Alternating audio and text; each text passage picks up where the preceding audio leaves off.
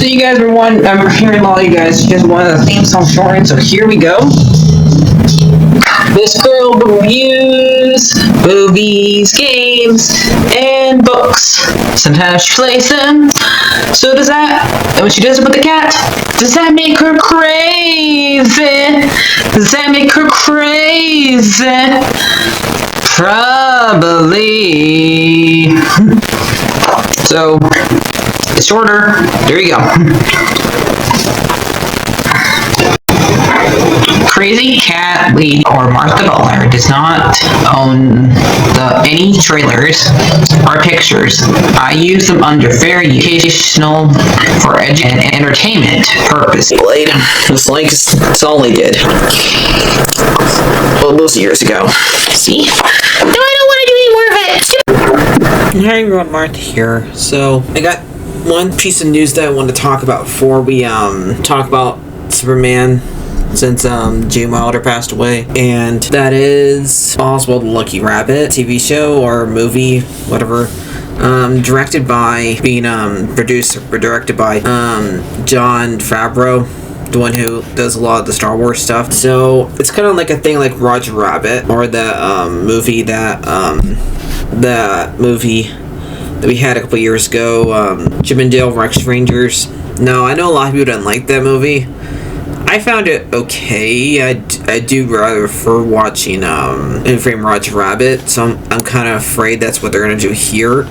And since he is the one technically behind the Jungle Book and the Lion King movie, those live action movies, or hybrids if you want to, because most of them, what's mostly saying that most of these ones are not fully live action. We just say they are, because they look different, because they use computers to make those animals. They don't have real animals. They don't have real lions, real leopards, and etc. So I'm just afraid what they're gonna make him look like. I just rather they do what they usually, if they're gonna do like a Who Framed Roger Rabbit thing with Oswald, make it where he is, like they did that movie, where they show like a bunch of other characters around from different universes and do it that way, and do all different art styles. That's what I would want them to do, and have it where we see like Bugs Bunny and Mickey together again, and the same thing with Daffy and Donald. Because that's what I liked about that movie, and them having those characters together and it was nice to see those guys together again. They could like do Bosco, I think that the one of the first ones that they did for Looney Tunes before even Porky Pig. But yeah, that's what I would do if I was them. But we'll see what happens with that movie/TV show. Let's get started talking about Superman. So this movie, Superman, was really it's not perfect. I always was hesitating watching that for a while, because I always found some of the effects dated, but I did find it funny now. I've watched it. I did find a lot of it, how Lois acts, and a lot of the other characters when they see Superman fly by. So, and I think everybody does a great job. I do like how Christopher Reeve does a good house to extinct his character between Clark and Superman, because you're gonna play two different characters, you would say, because he has to convince everybody to not think this is not him. This is not the same guy, because it would be really easy to tell with him because of Dark Classics argument. But it's not just the glasses. It's how he acts, because when he's Clark, he acts all nervous all the time, I notice. When he's Superman, he acts confident. So that's how he does make sure to do both of them well. And that one moment where Lois leaves the room and he's thinking about telling her that he is Superman, or whatever he was going to tell her when she went to the bathroom or her room, when he tells to take her on a date, and he tries to get the confidence to tell her the truth, but he comes back and just put the glasses on and changes his mind, and he goes back to being nervous Clark. And they have 4 different actors who plays him. I'm pretty sure that in this movie they use a lot of stop motion or stage work, because since it's the 70s and they would have to find a way to work around, since they were not, didn't have the computers that was not that advanced back in 1978. So yeah, that's what I would say about that. And I haven't watched the other ones in a while. I know the third one and the fourth one are not exactly in the best terms with everybody. Most people think that it's like those two movies are the worst ones out there, and so is Supergirl. But I do like this one.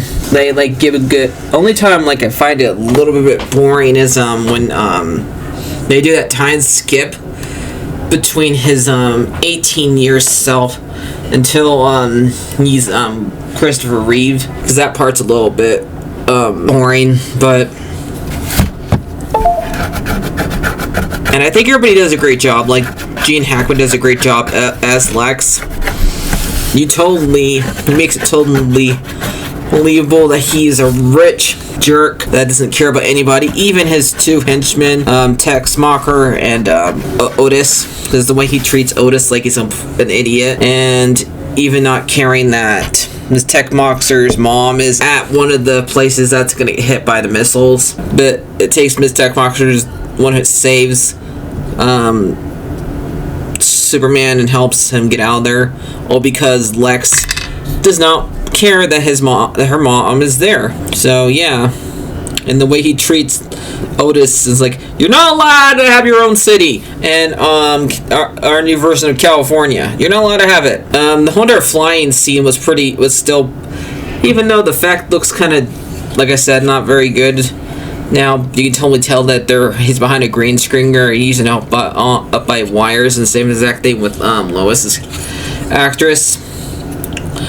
But that flying scene is still romantic, I would say. So yeah, I'm probably gonna I would say this movie is probably about an 8 out of 10 because it's still funny. I would not want them to update it. When I watched it on Max, I did like the fact that they somebody I don't know who added right before the movie started in remembrance of Gene Hackman. They had to just added that, and the whole thing with him like rotating the Earth because he could not live without Lois, and it's kind of like the whole checkup gun thing because. His dad, Drell, did not want him to mess with time, and he goes and does it anyway. Goes against his dad's wishes, but now people nowadays don't like us doing that, even so much so that and I think one of the Arrowverse's episodes, both Barry and Kara tried to do that, and they almost killed them. So yeah, they try to make sure that he cannot do that anymore because it annoyed people. But I can totally understand why that would annoy people, but to me, I can totally understand why he would do that. So it's kind of a weird argument, you could say. But this movie still holds up. It's still a good movie, even though it's not perfect. But for the very first attempt for us to have our first superhero movie, I think it did a great job. And I think if you're gonna watch any other, you're gonna start watching being a superhero fan, you should at least give this movie a chance so you can know where. Because pretty much every single superhero movie has to honor this one in some way. Because it's technically since it's technically is the first. Yes, there was superhero stuff before it, but those are mostly were TV shows and our cartoons. This is technically the first one I would say that would be on a very big screen. They were kind of judgmental, not even want to do it. But I think everybody does a good job in it. Like Christopher Reeve, Gene Hackman, both they may rest in peace, and everybody else who has sadly passed away since this movie came out. All of them do a great job at their roles. So I'll see you guys later. Try, comment, subscribe, and bye-bye.